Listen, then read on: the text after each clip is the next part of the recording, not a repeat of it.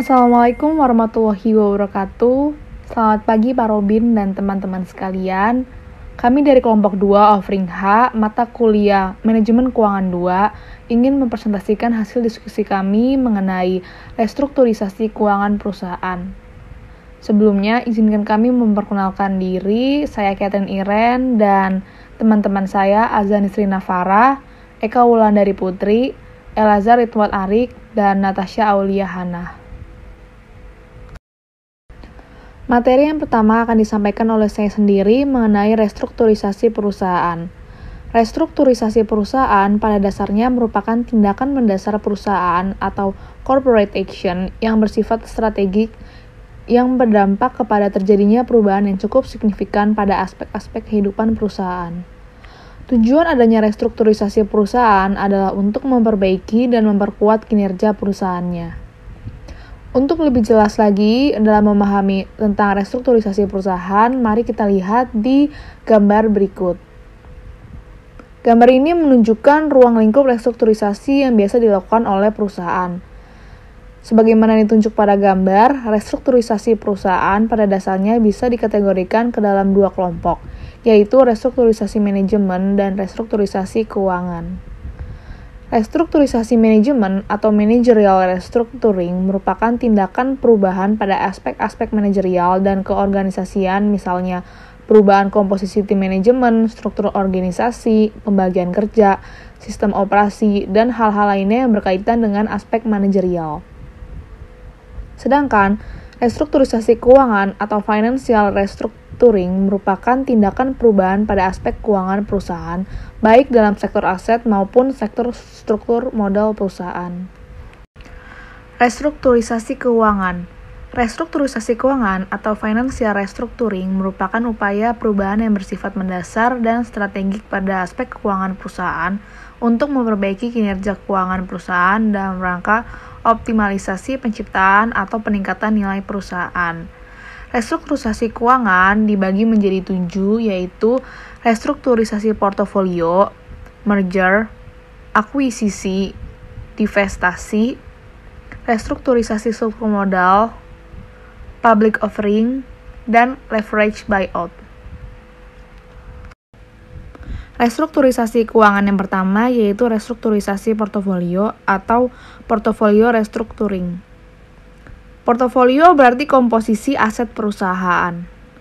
Maka dari itu, restrukturisasi portofolio merupakan jenis restrukturisasi yang dimaksudkan untuk melakukan perubahan pada komposisi aset, terutama komposisi unit-unit bisnis atau divisi-divisi usaha perusahaan dalam rangka memperbaiki dan memperkuat kinerja perusahaan. Restrukturisasi portofolio bisa dilakukan dalam bentuk merger atau akuisisi atau juga bisa dilakukan dalam bentuk kegiatan divestasi. Yang pertama yaitu merger. Merger adalah penggabungan dua atau lebih perusahaan menjadi satu perusahaan atau dengan kata lain, perusahaan-perusahaan yang bergabung akan menjadi satu perusahaan yang lebih besar. Penggabungan ini bermakna bahwa seluruh aset dan kewajiban atau liabilitas dari masing-masing perusahaan akan digabungkan menjadi satu dan menjadi aset dan liabilitas perusahaan hasil merger. Merger dibagi menjadi dua, yaitu merger konsolidasi dan merger absorpsi. Merger konsolidasi yaitu penggabungan dua atau lebih perusahaan di mana semua perusahaan yang bergabung membubarkan diri dan mendirikan perusahaan baru dengan skala yang lebih besar dan identitas baru sebagai hasil penggabungan seluruh aset dan liabilitas dari perusahaan-perusahaan yang bergabung. Untuk lebih memahami, misalnya perusahaan A, B, dan C bergabung dan melebur diri menjadi perusahaan D. Merger yang kedua yaitu merger absorpsi, yaitu penggabungan perusahaan di mana perusahaan-perusahaan yang bergabung melebur diri ke salah satu perusahaan yang bergabung, sehingga dengan penggabungan tersebut menjadi salah satu perusahaan yang menjadi perusahaan yang lebih besar. Contohnya seperti perusahaan A, B, dan C bergabung, di mana perusahaan A dan B membubarkan diri dan seluruh aset beserta liabilitasnya diserapkan ke dalam perusahaan C. Restrukturisasi keuangan selanjutnya yaitu akuisisi. Akuisisi berbeda dengan merger, walaupun dalam praktiknya kedua ini sering kali digunakan secara tidak konsisten. Akuisisi merupakan pembelian perusahaan oleh perusahaan lain di mana perusahaan yang diambil alih secara operasional tetap berdiri sendiri di bawah kendali manajemen perusahaan pengambil alih. Akuisisi merupakan transaksi pembelian perusahaan oleh perusahaan lain. Makanya, akuisisi merupakan restrukturisasi yang berasal dari kegiatan investasi yang dilakukan oleh perusahaan pengakuisisi. Dalam akuisisi, perusahaan pengakuisisi membeli sebagian besar atau seluruh saham perusahaan yang diakuisisi. Jika pembelian tersebut hanya terdapat sebagian kecil saham dari perusahaan yang dibeli, maka hal ini merupakan transaksi penyertaan biasa. Mengingat dalam akuisisi perusahaan yang diambil alih tetap berdiri sendiri dalam menjalankan operasinya, maka ada status perusahaan yang berlaku, yaitu perusahaan anak atau subsidiary dan perusahaan induk atau parent company. Akuisisi saham atau aset. Sebagai transaksi pembelian perusahaan oleh perusahaan lain, akuisisi biasanya dilakukan terhadap saham atau terhadap aset perusahaan yang diakuisisi, sehingga kepemilikan perusahaan yang diakuisisi beralih kepada perusahaan pengakuisisi baik secara keseluruhan maupun sebagian besar porsi kepemilikan. Akuisisi saham merupakan transaksi akuisisi yang paling biasa dilakukan. Jenis akuisisi ini umumnya dilakukan dengan cara di mana pengakuisisi membeli seluruh atau sebagian besar saham perusahaan yang diakuisisi dari para pemegang saham perusahaan tersebut. Akuisisi perusahaan lewat saham mempunyai beberapa keuntungan dibanding dengan akuisisi aset, yaitu akuisisi saham lebih praktis karena bisa dilakukan dengan cara membeli langsung saham perusahaan target di pasar.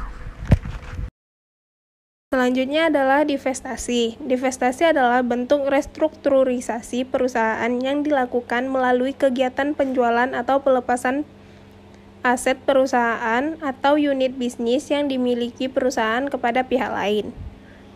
Umumnya, ada dua alasan yang melatar belakangi keputusan restrukturisasi dalam bentuk divestasi. Yang pertama, perusahaan ingin lebih fokus kepada unit bisnis atau bidang usaha yang menjadi kompetensi utamanya, atau core business. Nah, dengan demikian, perusahaan akan lebih kapabel mengelola perusahaan untuk meningkatkan dan memperkuat kinerja perusahaan. Yang selanjutnya, perusahaan ingin melepas unit-unit usaha atau divisi yang dinilai kurang menguntungkan, sehingga jika terus dipertahankan akan mengurangi profitabilitas perusahaan secara keseluruhan. Selanjutnya adalah kegiatan transaksi divestasi. Yang pertama ada spin-off. Spin-off adalah tindakan dari sebuah perusahaan yang dilakukan dengan cara melepas salah satu unit usaha atau salah satu perusahaan anak yang bertujuan agar perusahaan lebih fokus terhadap unit-unit usaha yang menjadi bidang usaha pokoknya. Contohnya, spin-off yang dilakukan oleh beberapa perusahaan di Indonesia. Di antaranya adalah PT Garuda Indonesia pada tahun 2012 telah memutuskan pemisahan atau spin-off salah satu anak perusahaannya, yaitu Citylink. Setelah terpisah dari Garuda, Citylink terfokuskan pada pangsa pasar jasa penerbangan yang berbiaya murah atau low cost carrier. Yang selanjutnya adalah sell-off.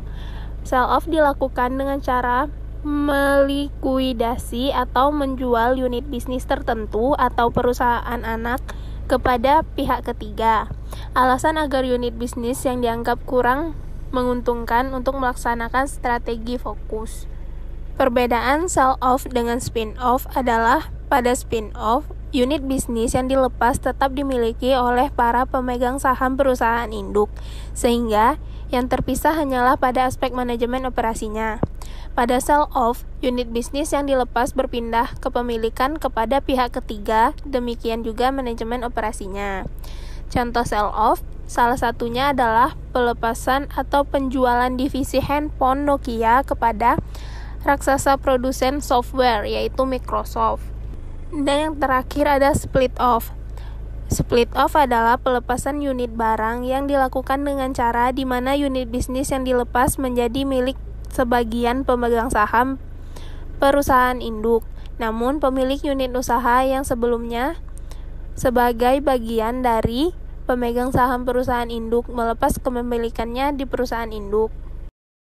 Split off dapat diperhatikan dari ilustrasi visual berikut. Misalnya, PT Arwana dimiliki oleh para pemegang saham yang terdiri dari Tuan A, Tuan B, dan Tuan C.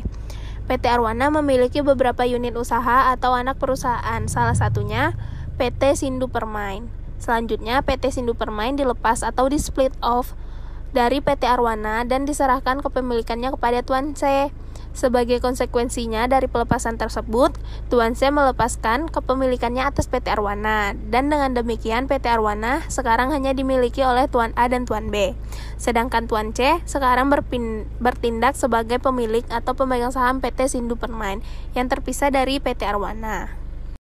Selanjutnya adalah restrukturisasi struktur modal.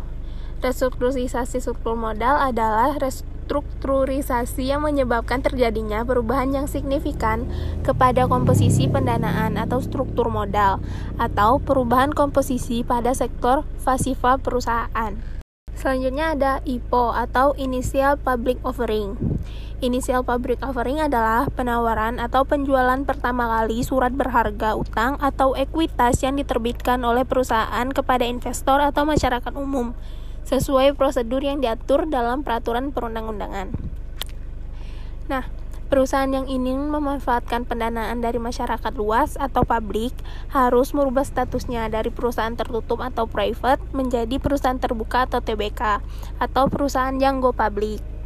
Dan yang ketujuh ada leverage buyout atau LBO. Sebuah transaksi pembelian atau akuisisi perusahaan oleh sekelompok investor atau perusahaan lain dengan menggunakan sumber dana utang atau leverage. Aset perusahaan yang diakuisisi digunakan sebagai jaminan atas utang yang digunakan untuk membiayai akuisisi tersebut. Penggunaan dana utang untuk pembelian perusahaan tersebut bisa mencangkup seluruh atau sebagian besar, atau kombinasi utang dan modal sendiri dari nilai pembelian. Materi yang ketiga yaitu merger dan akuisisi sebagai strategi pengembangan dan peningkatan kinerja perusahaan. Seperti yang sudah kita pahami sebelumnya, bahwa merger dan akuisisi merupakan salah satu strategi utama yang ditempuh oleh perusahaan dalam mengembangkan dan memperluas bidang usahanya untuk memperkuat kinerja perusahaannya. Merger dan akuisisi mempunyai jenis-jenis jika kita lihat dari aspek ekonomis. Yang pertama yaitu merger horizontal. Merger horizontal merupakan penggabungan dua atau lebih perusahaan yang bergerak di bidang usaha industri yang sama. Perusahaan-perusahaan yang bergabung dalam bentuk merger horizontal sebelumnya merupakan perusahaan yang saling bersaing karena berada di dalam industri yang sama. Merger horizontal mempunyai tujuan yaitu mengurangi persaingan di antara mereka yang bergabung dan sekaligus memperkuat posisi bersaing dengan perusahaannya lainnya yang berada dalam industri yang sama. Bergabungnya perusahaan secara horizontal bisa mengantar perusahaan yang merger menjadi perusahaan yang kuat dan dominan dalam penguasaan pasar, sehingga hal ini berpotensi memiliki posisi monopoli pada industri yang bersangkutan. Tujuan yang kedua yaitu memperkuat kinerja perusahaan melalui peningkatan efisiensi operasional dan efektivitas manajemen. Dengan bergabungnya perusahaan sejenis dari berbagai latar belakang yang mempunyai kapabilitas yang beragam, akan memungkinkan terjadinya seleksi manajemen yang lebih efektif dari mereka yang bergabung. Jenis yang kedua yaitu merger vertikal. Merger vertikal merupakan penggabungan dua atau lebih perusahaan yang memiliki bidang usaha yang berada pada tahapan-tahapan proses produksi tertentu. Merger ini lebih mengarah kepada terjadinya integrasi antara perusahaan yang beroperasi sebagai penyedia bahan baku atau pemasok dengan perusahaan yang membutuhkan bahan baku atau perusahaan pengguna. Perusahaan pemasok adalah perusahaan yang beroperasi sebagai penyedia bahan baku awal di dalam tahapan proses produksi tertentu. Sedangkan perusahaan pengguna adalah perusahaan yang beroperasi di tahapan yang mendekati produk jadi atau yang siap dikonsumsi oleh para konsumen. Jika merger vertikal ini diinisiasi oleh perusahaan pemasok sementara, perusahaan pengguna produk, atau perusahaan distributor, dan digabungkan dengan perusahaan pemasok, maka hal ini disebut dengan integrasi ke depan atau forward atau upward integration. Sebaliknya, jika perusahaan pengguna atau perusahaan distributor yang menginisiasi penggabungan, sehingga pihak perusahaan pemasok yang diintegrasikan ke perusahaan pengguna, maka hal ini disebut juga dengan integrasi ke belakang atau backward atau downward integration. Backward integration mempunyai tujuan yaitu untuk menjamin stabilisasi pasokan bahan baku baik dari sisi jumlah yang dibutuhkan maupun dari sisi harga. Sedangkan forward integration mempunyai tujuan untuk menjamin stabilisasi pemasaran dan juga harga jual atas produk yang dihasilkan oleh perusahaan pemasok. Jenis merger yang ketiga yaitu merger konglomerat. Merger konglomerat merupakan penggabungan dua atau lebih perusahaan yang masing-masing beroperasi dalam bidang usaha yang berbeda atau tidak terkait satu sama lain. Tujuan dari merger ini adalah diversifikasi bidang usaha untuk mengurangi risiko bisnis karena dengan bergabungnya beberapa perusahaan yang berasal dari berbagai macam risiko yang berbeda, maka akan saling menutupi risiko yang dibawa oleh masing-masing perusahaan. Tetapi, merger konglomerat ini mempunyai kelemahan yang sekaligus menjadi tantangan, yaitu pasca merger perusahaan menjadi tidak fokus terutama di bidang usaha yang memang menjadi kompetisi utama. Ketika perusahaan mengelola berbagai macam bidang usaha yang bukan menjadi kompetisinya, maka risiko kegagalan menjadi lebih besar. Materi selanjutnya yaitu motif dalam merger dan akuisisi. Motif dari merger dan akuisisi bisa bersumber dari dua, yaitu motif ekonomi dan motif non-ekonomi. Motif yang pertama ialah motif ekonomi. Nah, motif ekonomi ialah motif yang terkait dengan tujuan ekonomis perusahaan, yaitu meningkatkan nilai perusahaan atau memaksimumkan nilai kekayaan pemilik. Motif ekonomi dalam merger adalah terciptanya sinergi dari bergabungnya dua atau lebih perusahaan. Merger dan akuisisi tidak sekedar menjadikan perusahaan menjadi lebih besar. Meningkatnya skala ukuran perusahaan tidak akan memberikan dampak terhadap nilai perusahaan kecuali dari penggabungan tersebut mampu menciptakan sinergi. Nah, sinergi ini ialah kondisi yang saling menguntungkan antara dua atau lebih perusahaan karena mereka bergabung sehingga menghasilkan nilai tambah bagi perusahaan keseluruhan. Nah, konsep sinergi ini berlaku perumpamaan ya. Jika nilai perusahaan A ada 2, sementara nilai dari perusahaan B 3, maka kedua perusahaan tersebut bergabung. Nah, setelah bergabung, nilai kedua perusahaan tersebut pasti akan berubah. Nah, nilai ini 2 ditambah 3. Tadi kan perusahaan A nilainya 2 dan perusahaan B nilainya 3. Nah, makanya itu 2 ditambah 3 dan akan menghasilkan nilai yaitu 6. Kenapa 6? Nah, penggabungan 2 dan 3 dari perusahaan tersebut mampu memberikan nilai tambah sebesar 1. Jadi kalau 2 ditambah 3 itu tetap 5, berarti tidak ada perubahan pada perusahaan tersebut. Tidak ada nilai tambah atau keuntungan lah. Nah, maka dari itu 2 ditambah 3 adalah 6. Nah, yang satu ini adalah nilai tambah atau keuntungan karena penggabungan.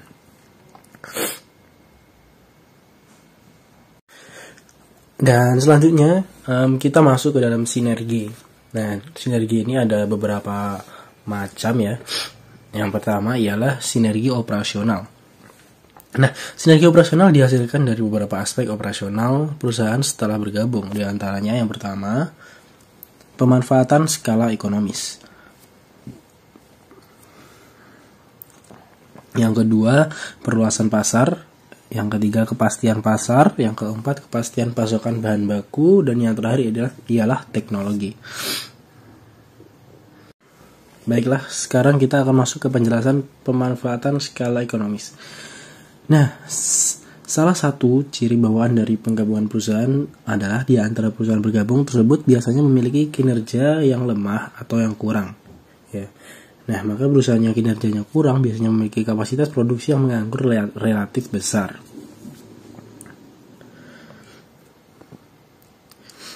Nah, apa sih kapasitas menganggur ini? Kapasitas menganggur adalah kapasitas produksi yang terpasang yang belum termanfaatkan. Mereka tidak bisa memanfaatkan kapasitas produksinya secara optimal, misalnya karena adanya tekanan pemasaran produknya. Nah, maka dari itu, jika di antara perusahaan yang bergabung sebagian atau seluruhnya memiliki kapasitas menganggur bawaan, maka secara keseluruhan dari perusahaan yang bergabung akan memiliki kapasitas menganggur yang lebih besar.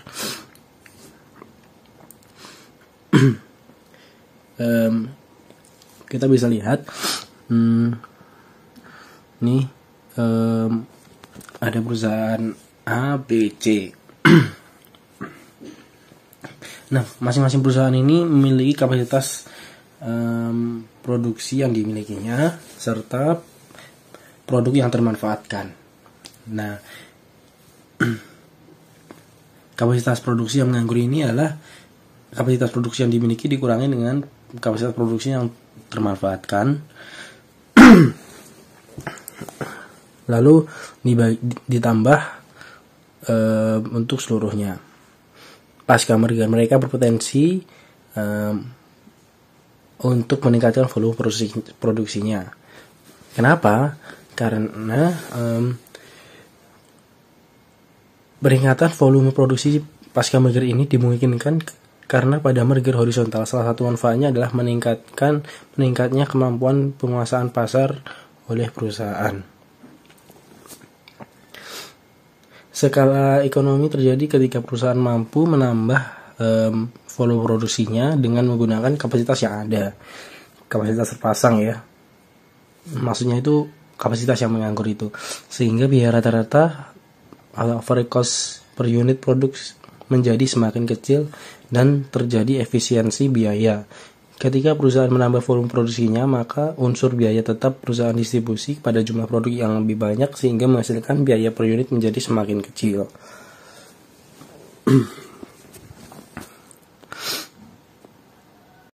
Nah, sekarang kita masuk ke selanjutnya ialah perluasan pasar.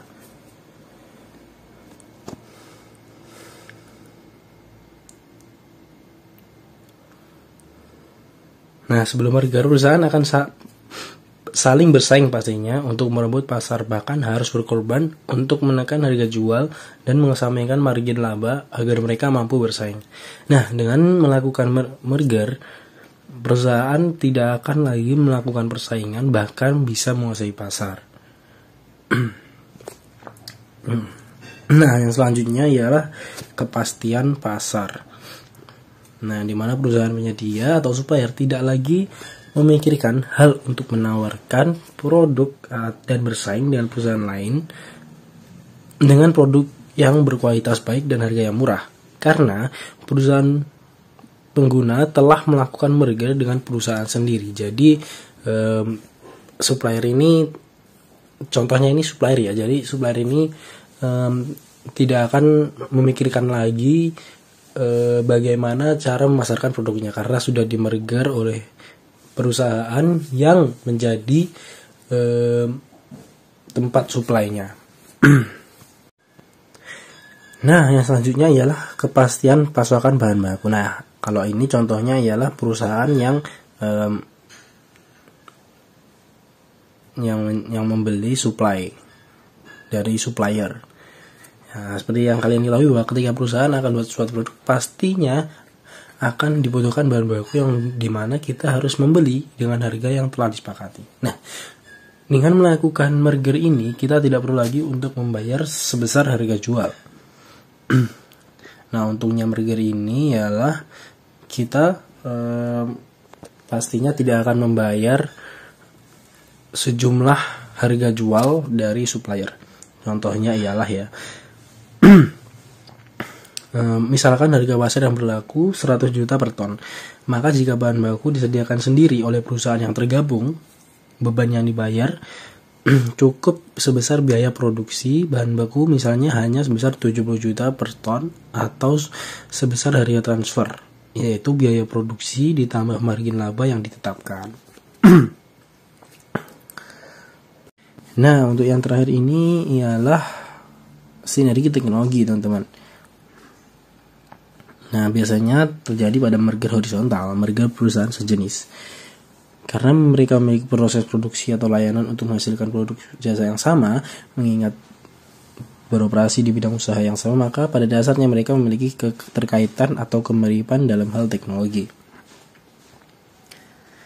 Nah, tentu tidak semua perusahaan memiliki teknologi yang berkualitas tinggi dan sumber daya manusia yang memadai. Nah, jika di antara perusahaan yang bergabung ada perusahaan yang sudah menerapkan teknologi maju sehingga mampu beroperasi lebih produktif dan efisien, sementara juga ada perusahaan yang masih sebaliknya, maka jika mereka bergabung diharapkan terjadi sinergi teknologis. Dengan demikian, secara keseluruhan mereka akan memperoleh manfaat melalui penerapan teknologi yang lebih produktif dan efisien di semua perusahaan yang tergabung, sehingga akan memberikan dampak yang lebih besar terhadap penciptaan nilai tambah bagi perusahaan dibanding jika mereka beroperasi secara sendiri-sendiri. Oke, baiklah, kita masuk ke sinergi yang kedua, ya, sinergi finansial. Nah, sinergi finansial mencakup nilai tambah yang dihasilkan dan bersumber dari manfaat keuangan perusahaan yang bergabung. Sinergi finansial ini bisa dalam bentuk manfaat likuiditas, kapasitas utang, dan pajak. Nah, sinergi finansial ini ada dua. Yang pertama, kapasitas utang. Perusahaan yang bergabung pastinya memiliki struktur keuangan atau struktur modal yang berbeda-beda. Nah, di antaranya ada yang memiliki debt ratio yang tinggi dan juga debt ratio yang rendah. Jika perusahaan yang memiliki debt ratio yang tinggi bergabung dengan yang rendah, maka akan memperkuat debt capacity, sehingga peluang untuk menambah pendanaan dari sumber utang akan lebih terbuka. Nah, yang kedua adalah penghematan pajak.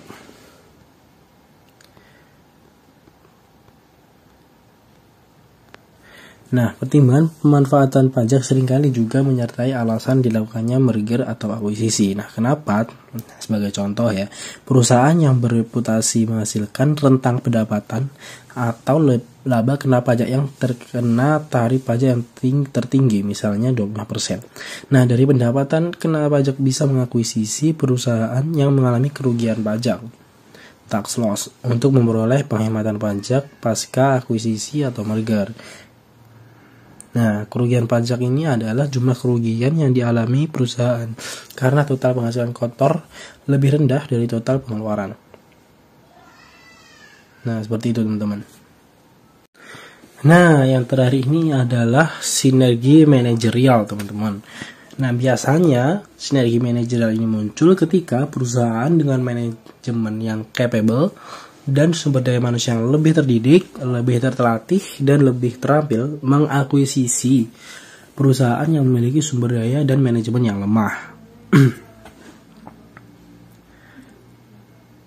Nah, ketika kedua perusahaan tersebut bergabung, diharapkan akan terjadi alih pengetahuan dan kemampuan manajerial dari perusahaan yang kuat ke perusahaan yang lemah dari aspek manajerialnya. Mungkin juga mengarah kepada terjadinya perombakan tim manajemen di perusahaan yang defisit manajerial di bawah kendali tim manajemen dari perusahaan yang surplus manajerial. Nah, secara keseluruhan operasi perusahaan pasca merger dikelola oleh tim manajemen yang lebih capable dan diharapkan akan membawa perusahaan pasca merger ke arah yang lebih efisien dan produktif. Untuk materi yang selanjutnya mengenai motif non-ekonomi dalam pengambilan keputusan untuk melakukan merger atau akuisisi. Selain dari motif ekonomi, ada juga motif non-ekonomi, yang mana motif ini mencakup semua alasan merger atau akuisisi yang tidak secara langsung terkait dengan upaya untuk meningkatkan nilai perusahaan. Ada beberapa hal yang termasuk dalam alasan motif non-ekonomi, seperti yang pertama, motif pribadi manajer. Motif ini merupakan sebuah keputusan yang didasari dari dorongan dan juga ambisi kepentingan pribadi para manajer atau para pihak eksekutif perusahaan. Yang mana di sini mereka menginginkan ukuran perusahaan yang lebih besar. Karena semakin besarnya ukuran perusahaan, maka semakin besar pula kompensasi yang akan mereka terima. Di sini, untuk kompensasi yang mereka terima bukan hanya berupa materi saja, tetapi juga berupa pengakuan, penghargaan, dan juga aktualisasi diri. Jika mereka berhasil mengelola beberapa perusahaan sekaligus, maka mereka akan dipandang dan diakui sebagai manajer yang kuat, capable, dan juga dihargai. Untuk motif yang kedua, yakni pasar tenaga kerja manajer. Merger atau akuisisi merupakan salah satu bentuk mekanisme pasar bagi tenaga kerja khususnya para manajer, yang mana semakin besar perusahaan melakukan merger atau akuisisi, maka terdapat kemungkinan akan memilih para manajer yang handal, karena pada umumnya perusahaan yang memiliki kinerja lemah biasanya disebabkan oleh tim manajemen yang lemah, dan perusahaan yang demikian akan menjadi target untuk diakuisisi oleh perusahaan yang lebih kuat.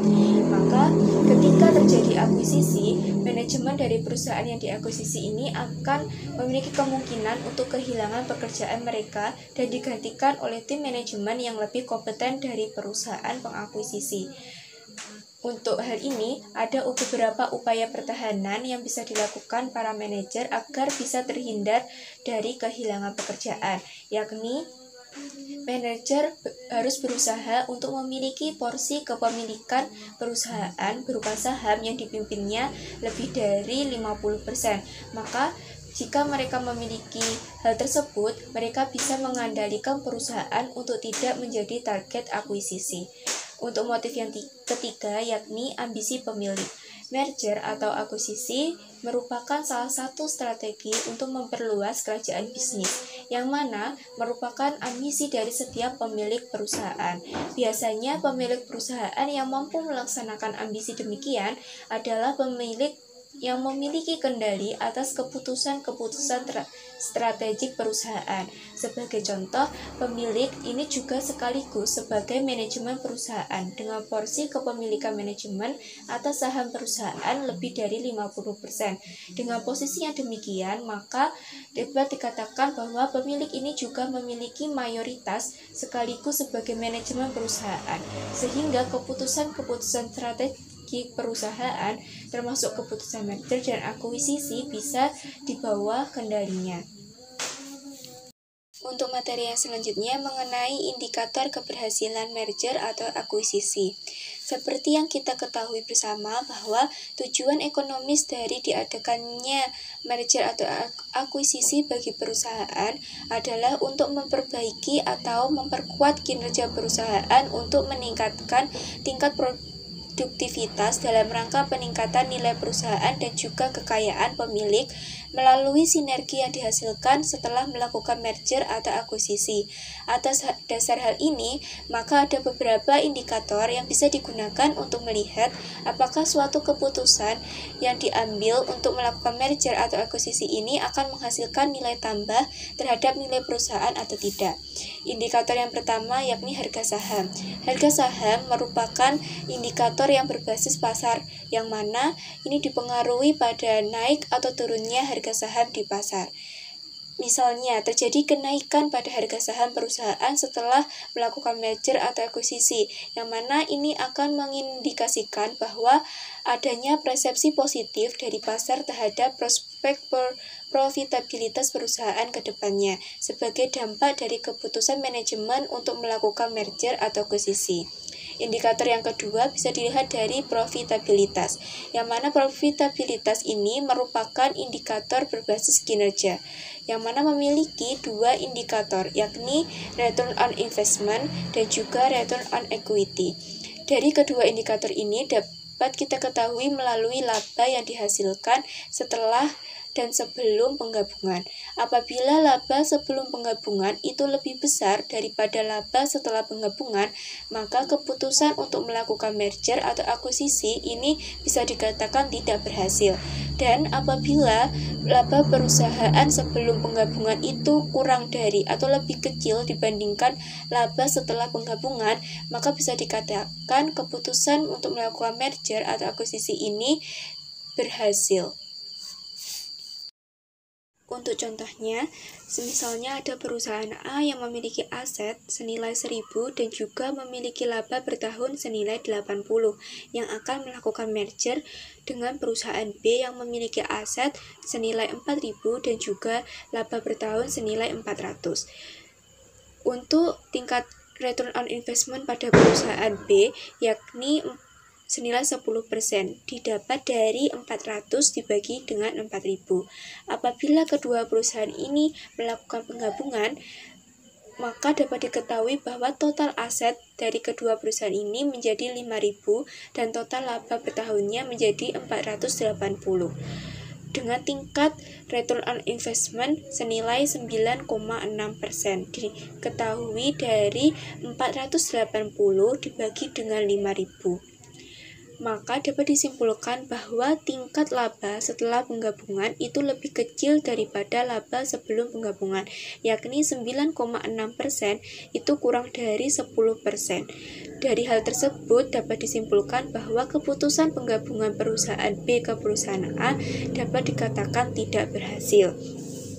Untuk contoh yang lain, dengan keadaan yang sama yakni perusahaan A dan perusahaan B yang melakukan penggabungan, namun di sini diketahui bahwa laba dari perusahaan B setelah melakukan penggabungan ini senilai 600 dengan tingkat return on investment senilai 12%, didapat dari 600 dibagi dengan 5.000. Dapat disimpulkan bahwa penggabungan ini bisa dikatakan berhasil karena tingkat laba setelah penggabungan lebih besar daripada tingkat laba sebelum penggabungan, yakni 12% lebih besar daripada 10%. Materi selanjutnya yakni penyebab kegagalan melakukan merger atau akuisisi.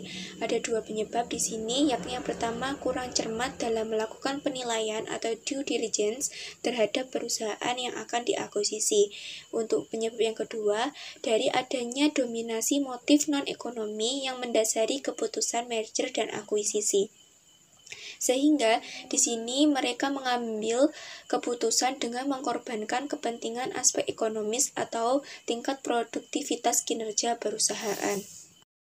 Materi yang selanjutnya mengenai taktik akuisisi. Di sini ada dua kategori cara atau taktik yang biasa dilakukan oleh perusahaan untuk mengambil alih atau mengakuisisi perusahaan lainnya, yaitu dengan taktik friendly acquisition dan juga hostile acquisition. Pada taktik friendly acquisition ini dilakukan melalui proses negosiasi antara pihak yang akan mengakuisisi dan pihak yang akan diakuisisi, yang mana didasari dari kesepakatan yang saling menguntungkan. Kesepakatan tersebut akan tertuang dalam perjanjian akuisisi yang mencangkup kesepakatan tentang harga, akuisisi saham atau aset, status perusahaan pasca akuisisi, dan juga status manajemen dari perusahaan yang diakuisisi setelah terjadinya akuisisi. Taktik yang kedua yakni hostile acquisition, yang mana dilakukan tanpa adanya negosiasi antara kedua belah pihak, melainkan dengan cara membeli seluruh atau sebagian besar proporsi saham perusahaan yang akan diakuisisi. Untuk mekanisme pembelian sahamnya biasa dilakukan secara terbuka melalui tender offer, yaitu perusahaan akan mengambil alih atau menawarkan harga beli yang lebih tinggi dari harga pasar dan diumumkan secara terbuka, misalnya melalui media massa. Sehingga keberhasilan teknik akuisisi dengan cara ini akan bergantung kepada seberapa besar atau seberapa menariknya harga beli yang ditawarkan oleh perusahaan pengakuisisi kepada para pemegang saham perusahaan target. Yang selanjutnya mengenai taktik perlawanan dalam hostile acquisition. Sehubungan dengan konsekuensi yang mungkin dihadapi dan akan ditimbulkan dari adanya hostile acquisition, ini akan menimbulkan perlawanan melalui langkah-langkah defensif dari pihak manajemen perusahaan target dengan tujuan untuk menggagalkan upaya akuisisi. Ada beberapa taktik perlawanan defensif yang dapat diterapkan oleh manajemen dari perusahaan target, antara lain yakni passion pill, yang mana merupakan teknik penggagalan dengan cara membuat perusahaan target menjadi kurang bernilai atau tidak menarik bagi perusahaan pengakuisisi. Bisa dilakukan dengan dua cara, yakni dengan flip in dan juga suicide pill. Pada cara yang pertama, yakni flip in, ini merupakan teknik untuk menjebak pengakuisisi agar mengalami kerugian saat pembuatan keputusan akuisisi dilakukan. Yakni, contohnya bisa dilakukan manajemen perusahaan dengan menjual saham baru kepada pemegang saham dengan harga diskon, dengan tujuan untuk menimbulkan dilusi kepemilikan pasca akuisisi. Dalam hal ini, manajemen perusahaan target akan menawarkan penjualan saham baru kepada para pemegang sahamnya untuk menggantikan porsi saham yang akan dijual kepada pihak pengakuisisi. Saham baru tersebut biasa dijual dengan harga diskon, bahkan sampai dengan separuh harga yang ditawarkan oleh pengakuisisi. Tawaran ini tentunya akan sangat menarik bagi para pemegang saham perusahaan target karena akan memberikan peluang laba yang sangat tinggi dalam waktu singkat. Jika akuisisi ini tetap dilakukan dalam kondisi demikian, maka akan menyebabkan dilusi atau penurunan porsi kepemilikan pengakuisisi atas perusahaan target sehingga akan menjadikan akuisisi ini sangat mahal. Cara yang kedua, dengan suicide pill, yang mana merupakan teknik ekstrim yang berupaya untuk menurunkan nilai perusahaan bahkan memiliki resiko akan mengalami kebangkrutan. Cara yang pertama bisa dilakukan dengan memperburuk struktur modal perusahaan, misalnya dengan melakukan pendanaan perusahaan dengan sumber utang-utang besar untuk membeli kembali saham perusahaan dengan harga premium. Langkah ini akan menjadikan debt ratio perusahaan akan semakin tinggi sehingga perusahaan akan dihadapkan pada risiko kesulitan keuangan sehingga memberikan peluang tinggi ke arah kebangkrutan. Untuk taktik yang kedua, yakni wet neck, yang mana merupakan teknik penggagalan dengan cara meminta untuk perusahaan lain atau pihak ketiga untuk melakukan akuisisi terlebih dahulu, untuk menghindari akuisisi dari perusahaan yang ingin melakukan akuisisi terhadap perusahaan. Sebagai contohnya, misalnya ada PT X yang berencana untuk mengakuisisi PT Y yang pada dasarnya sangat tidak diinginkan oleh PT Y. Akuisisi PT X ini akan menyebabkan perusahaan menjadi lebih buruk dan manajemen mungkin kehilangan pekerjaan. Maka dari itu PT Y dengan persetujuan dari para pemegang saham kemudian menghubungi PT Z untuk melakukan akuisisi terhadap PT Y terlebih dahulu sebelum PT X dapat mengakuisisi PT Y, sehingga PT Z ini akan menjadi pihak yang disebut dengan wet neck, yang berarti pahlawan atau penolong dari perusahaan PT Y. Yang selanjutnya yakni chart repellent, yang mana merupakan teknik yang dilakukan untuk menggagalkan akuisisi paksa dengan membuat akuisisi paksa tersebut tidak mungkin atau tidak menarik untuk dilakukan. Teknik ini dapat dilakukan dengan 3 cara, yakni golden parachute. Golden parachute merupakan teknik yang dilakukan dengan membuat perjanjian tertentu seperti perjanjian untuk memberikan kompensasi yang tinggi kepada pihak perusahaan yang akan diakuisisi, bisa berupa saham atau kas.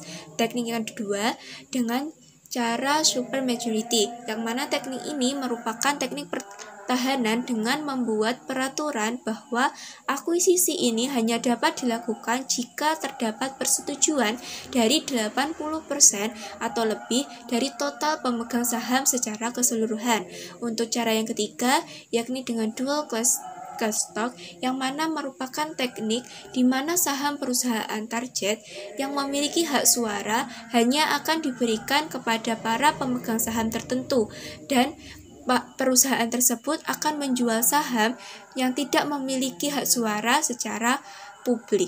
Dengan demikian, jika akuisisi paksa itu tetap dilakukan atau tetap dengan membeli saham perusahaan target yang ada di tangan publik, maka kepemilikan saham perusahaan target oleh perusahaan yang ingin melakukan akuisisi itu tidak memiliki hak suara. Jika tidak memiliki hak suara, berarti tidak bisa ikut menentukan atau mengendalikan kebijakan perusahaan. Tentu hal ini akan menjadi pertimbangan yang tidak menarik bagi para perusahaan yang ingin mengakuisisi perusahaan tersebut. Materi selanjutnya yaitu mengenai memilih perusahaan target.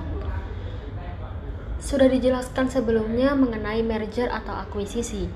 Tujuan umum dari merger dan akuisisi adalah untuk memperbaiki dan memperkuat kinerja perusahaan dalam rangka meningkatkan atau menciptakan nilai suatu perusahaan. Pemilihan perusahaan yang akan menjadi target dari akuisisi atau merger harus dilakukan secara cermat dengan memperhatikan berbagai indikator agar tujuan dari akuisisi atau merger tersebut bisa tercapai. Pemilihan perusahaan target harus mampu memberikan harapan akan dihasilkannya sinergi melalui akuisisi atau merger. Melalui sinergi inilah nilai tambah yang akan memberikan kontribusi terhadap peningkatan nilai perusahaan bisa dihasilkan. Masing-masing dari merger atau akuisisi akan sangat menentukan sinergi yang akan dihasilkan oleh sebuah perusahaan. Oleh karena itu, kita harus memperhatikan faktor-faktor pertimbangan sebelum memilih perusahaan target. Walaupun pemilihan perusahaan target telah ditentukan oleh tujuan dan jenis merger atau akuisisi yang akan dilakukan baik secara vertikal, horizontal maupun konglomerat, beberapa faktor yang penting harus dipertimbangkan sebelum kita melakukan pemilihan terhadap perusahaan target. Faktor yang pertama yang harus diperhatikan yaitu jenis bidang usaha. Kita harus benar-benar mempertimbangkan jenis bidang usaha perusahaan target, terutama dalam hubungannya dengan jenis merger atau akuisisi yang akan dilakukan. Misalnya, jika merger perusahaan target adalah vertikal dalam bentuk backward integration, maka jenis bidang usaha perusahaan target yang dipilih adalah perusahaan penyedia bahan baku dari perusahaan pengakuisisi.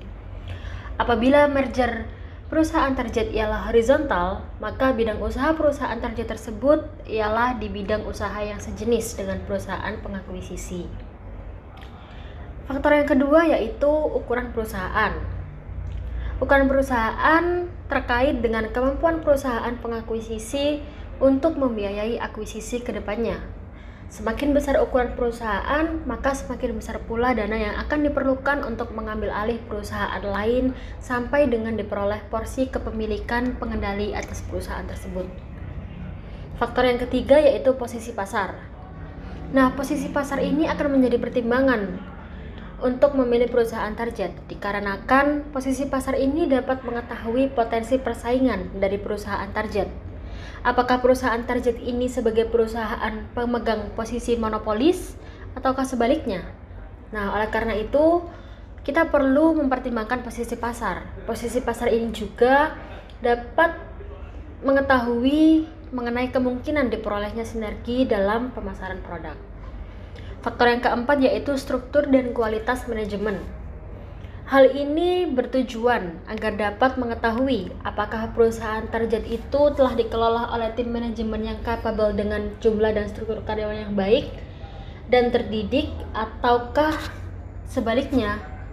Nah, struktur dan kualitas manajemen ini juga dapat membantu kita agar dapat mengetahui ada atau tidaknya kemungkinan diperolehnya sinergi manajerial pasca akuisisi. Faktor yang kelima yaitu mengenai rentang volume produksi. Rentang volume produksi merupakan salah satu faktor penting dalam mempertimbangkan sebelum kita memilih perusahaan target. Pentingnya faktor ini ialah untuk mengetahui apakah perusahaan tersebut sudah beroperasi pada tingkat kapasitas penuh yang maksimal atau belum. Jika belum, seberapa jarak tingkat operasi perusahaan dengan tingkat kapasitas maksimal yang ada. Pertimbangan ini dilakukan untuk dapat melihat ada atau tidaknya potensi sinergi operasional pasca akuisisi, terutama dalam bentuk pemanfaatan skala ekonomis. Faktor yang keenam yaitu struktur aset. kita perlu mempertimbangkan struktur aset sebelum kita memilih perusahaan target. Hal ini dikarenakan struktur aset ini diperlukan untuk melihat aspek likuiditas dan jenis aset teknologi yang mungkin dimiliki oleh sebuah perusahaan. Hal ini sangat penting untuk melihat seberapa besar potensi sinergi teknologis dan keuangan atau likuiditas suatu perusahaan. Faktor yang ketujuh yaitu struktur modal. Struktur modal ini penting untuk melihat aspek solvabilitas, risiko keuangan, dan kapasitas utang atau debt capacity perusahaan. Hal ini antara lain dimaksudkan untuk melihat ada atau tidaknya potensi sinergi keuangan atau finansial pasca adanya akuisisi. Faktor yang ke-8 yaitu profitabilitas. Nah, profitabilitas ini merupakan suatu pertimbangan penting untuk melihat potensi arus kas masuk bersih yang dihasilkan oleh perusahaan target di masa yang akan datang. Informasi ini sangat diperlukan terutama untuk menentukan berapa nilai wajar dari perusahaan target berdasarkan dengan arus kas masuk atau pendapatan yang dihasilkan. Informasi ini juga penting untuk mengetahui apakah saham perusahaan target saat ini undervalued di bawah nilai wajar atau overvalued di atas nilai wajar. Nah, akuisisi ini akan menguntungkan jika perusahaan target dalam posisi undervalued sehingga harga perusahaan akan menjadi lebih rendah. Dan faktor yang terakhir yaitu faktor yang lain-lain. Dalam rangka penilaian secara menyeluruh untuk mengambil keputusan akuisisi, biasanya dilakukan proses due diligence terhadap perusahaan target. Artinya di sini dilakukan proses pemeriksaan atau audit tuntas terhadap semua aspek perusahaan, baik aspek operasional, manajerial, keuangan, legal, pemasaran, ataupun aspek lainnya yang dianggap penting.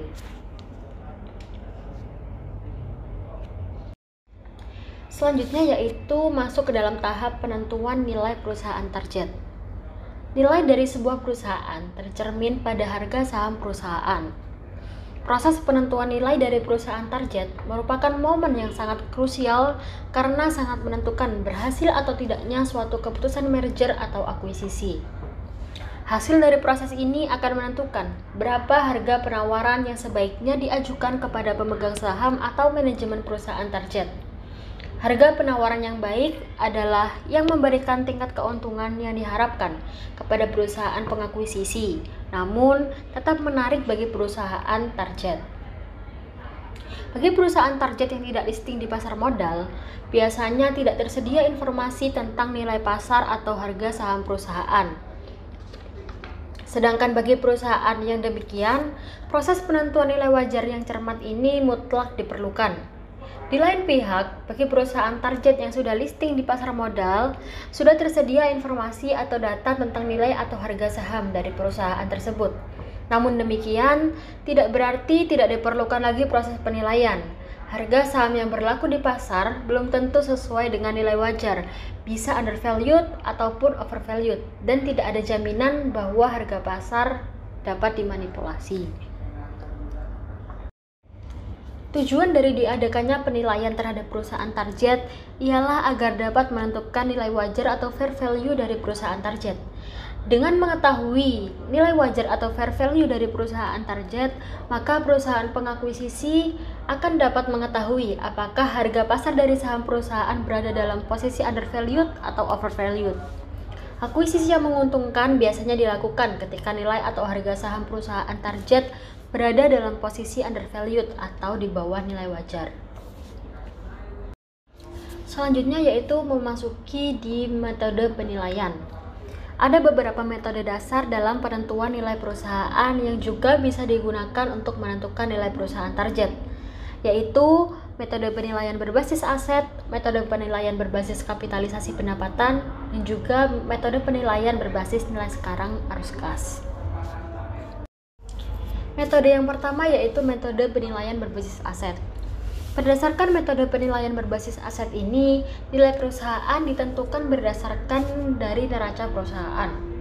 Dalam hal ini, nilai perusahaan ditentukan dengan rumus total nilai buku aset setelah revaluasi atau setelah dilakukan penyesuaian dikurangi dengan total utang atau kewajiban. Atas dasar ini, nilai perusahaan tidak lain sama dengan nilai ekuitas pemilik setelah penyesuaian. Perlunya dilakukan revaluasi terhadap nilai buku ialah terkait dengan penggunaan sistem akuntansi aset yang didasarkan pada nilai historisnya atau nilai perolehan, sehingga nilai buku belum tentu mencerminkan nilai wajarnya. Nilai buku perlu disesuaikan dengan harga pasar yang berlaku atau dengan nilai wajar yang ditetapkan berdasarkan penilaian kembali aset atau asset appraisal oleh ahli. Sebagai ilustrasi, di sini terdapat gambar yang dapat dilihat oleh teman-teman, yaitu PT Indotex sebagai perusahaan target akuisisi melaporkan neracanya sebagai berikut. Di situ tertera bahwa dalam aset lancar, kasnya yaitu sebanyak 3 miliar, piutang usahanya 7 miliar, pada aset tetap tanahnya yaitu sebesar 25 miliar, pabriknya 45 miliar, peralatannya 10 miliar, oleh karena itu diperoleh total sebanyak 100 miliar total aset dari perusahaan. Sedangkan pada tabel sebelah kanan diperoleh yaitu utang lancarnya berupa utang usaha sebesar 5 miliar, sedangkan utang jangka panjang berupa utang banknya 10 miliar, ekuitas pemilik dalam bentuk saham biasa yaitu 6 juta lembar saham sebesar 80 miliar, dan saldo laba yaitu sebesar 5 miliar, sehingga dapat ditotal sebesar 100 miliar. Berdasarkan hasil revaluasi, diperoleh informasi bahwa nilai wajar dari beberapa jenis aset tetap. Yang pertama yaitu tanah naik dari yang awalnya 25 miliar menjadi 100 miliar. Pabrik mengalami penurunan dari yang awalnya 45 miliar kini menjadi 35 miliar. Peralatan umum dari yang awalnya 10 miliar menjadi 5 miliar, dan pada aset lancar realisasi piutang dinilai sebesar 15 miliar. Sehingga didapatkan tabel berikut.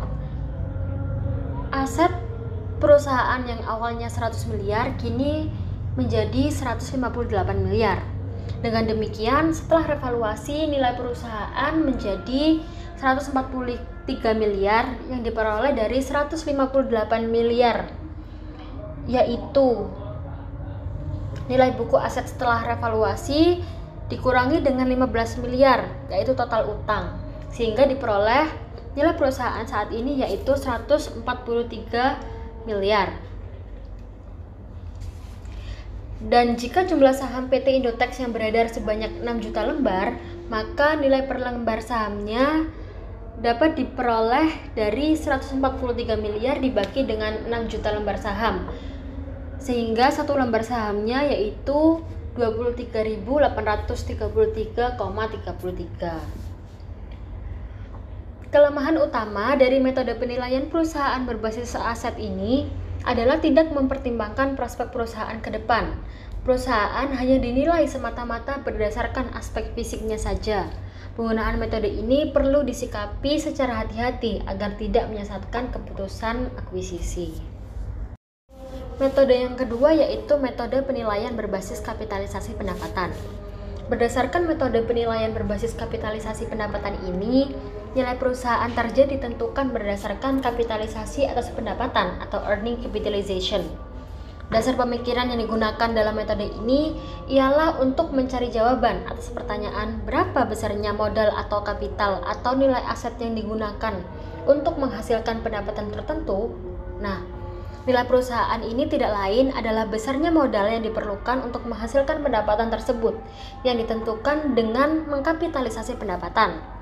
Indikator pendapatan yang digunakan biasanya ialah pendapatan bersih atau net operating profit rata-rata yang dihasilkan oleh perusahaan.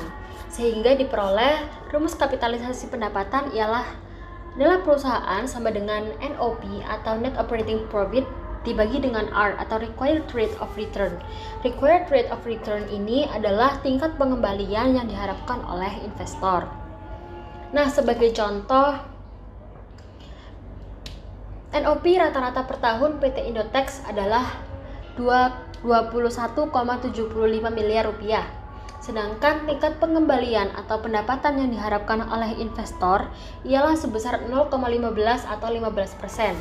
sehingga dapat diperoleh nilai PT Indotex yaitu 21,70 miliar rupiah dibagi dengan 0,15 sehingga diperoleh 145 miliar rupiah. Dan jika jumlah saham yang beredar ialah sebanyak 6 juta lembar, maka nilai wajar per lembar saham PT Indotex berdasarkan metode kapitalisasi pendapatan ialah Rp24.166,67 yang diperoleh dari 145 miliar dibagi dengan 6 juta lembar saham. Dalam metode penilaian berbasis kapitalisasi pendapatan ini terdapat alternatif lain yang dapat digunakan, yaitu alternatif model valuasi Gordon yang menggunakan kapitalisasi pendapatan dividen, sehingga dapat diperoleh rumus berikut. Yang pertama yaitu asumsi dividen konstan. Nilai per lembar sahamnya diperoleh dari dividen per lembar saham dibagi dengan tingkat pengembalian yang diharapkan. Yang kedua yaitu asumsi dividen mengalami pertumbuhan. Nilai per lembar sahamnya dapat diperoleh dari D0 atau dividen per lembar saham periode sebelumnya dibagi dengan R kurangi G, yaitu tingkat pengembalian yang diharapkan dikurangi dengan tingkat pertumbuhan rata-rata atas dividen dari periode ke periode. Sebagai contoh, PT Indotex membayar dividen periode sebelumnya sebesar Rp2.000 per lembar saham. Dan kedepannya diperkirakan dividen tersebut akan meningkat dengan tingkat pertumbuhan rata-rata sebesar 0,025 atau 2,5% per tahun dengan rate of return atau R sebesar 0,15, maka nilai wajar per lembar saham PT Indotex adalah Rp2.000 dibagi 0,15 dikurangi 0,025, yaitu dihasilkan sebesar Rp20.000. Kelebihan dari metode ini ialah nilai perusahaan dihasilkan dari konsep yang lebih realistis karena didasarkan pada penentuan besarnya nilai investasi atau nilai aset yang secara normal atau rata-rata diperlukan untuk menghasilkan pendapatan sebagaimana yang dihasilkan oleh perusahaan saat ini. Seperti dicontohkan di sebelumnya, jika perusahaan selama ini menghasilkan pendapatan rata-rata sebesar Rp21,70 miliar, sedangkan tingkat pendapatan yang diharapkan oleh investor dari bidang usaha yang dilakukan oleh perusahaan target umumnya adalah 15%, berarti nilai investasi yang diperlukan ialah sebesar 145 miliar. Artinya, jumlah inilah yang sewajarnya dioperasikan untuk menghasilkan pendapatan sebesar 21,75 miliar per tahun, sesuai dengan harapan investor atau perusahaan pengakuisisi. Jika nilai perusahaan target yang berlaku saat ini berada di atas jumlah tersebut, maka terjadi overvalue dan sebaliknya, terjadi undervalue jika berada di bawahnya.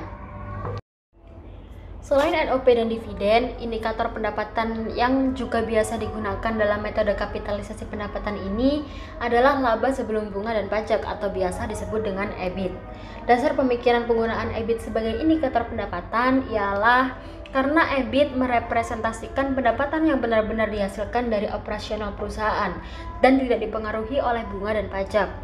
Bunga merupakan konsekuensi dari kebijakan keuangan atau pendanaan yang bersifat unik bagi setiap perusahaan, sedangkan pajak merupakan beban yang tidak bisa dihindari apapun jenis operasional perusahaan. Dengan demikian, EBIT lebih mengukur produktivitas perusahaan daripada pengelolaan operasional, sementara NOP dan dividen lebih mencerminkan hasil bersih atau menyeluruh dari semua kebijakan perusahaan. Metode yang ketiga yaitu metode penilaian berbasis nilai sekarang arus kas. Metode ini menggunakan konsep nilai waktu dari uang atau time value of money. Nilai perusahaan ini ditentukan berdasarkan nilai sekarang atau present value dari arus kas masuk yang diterima perusahaan selama umur ekonomisnya. Karena itu, penggunaan metode ini memerlukan langkah untuk mengestimasi nilai arus kas yang diterima tiap periode selama umur ekonomis perusahaan. Berikut merupakan rumus-rumus yang digunakan dalam metode penilaian berbasis nilai sekarang arus kas. Rumus yang pertama yaitu dengan asumsi arus kas masuk sama setiap periodenya selama umur ekonomis. Nah, nilai perusahaan dapat diperoleh seperti rumus berikut. Kondisi yang kedua yaitu dengan asumsi bahwa kas masuk tidak sama setiap periodenya selama nilai umur ekonomis. Rumusnya yaitu dapat dilihat pada layar ini. Baik, langsung saja kita menuju ke contoh soal. Diperkirakan akuisisi PT Indotex memiliki umur ekonomis selama 25 tahun. Setiap tahunnya, perusahaan tersebut diasumsikan akan menghasilkan arus kas masuk bersih sebesar 21,75 miliar rupiah dengan tingkat pendapatan yang diharapkan sebesar 15%. Maka nilai wajar perusahaan dapat diperoleh dengan rumus sebagai berikut.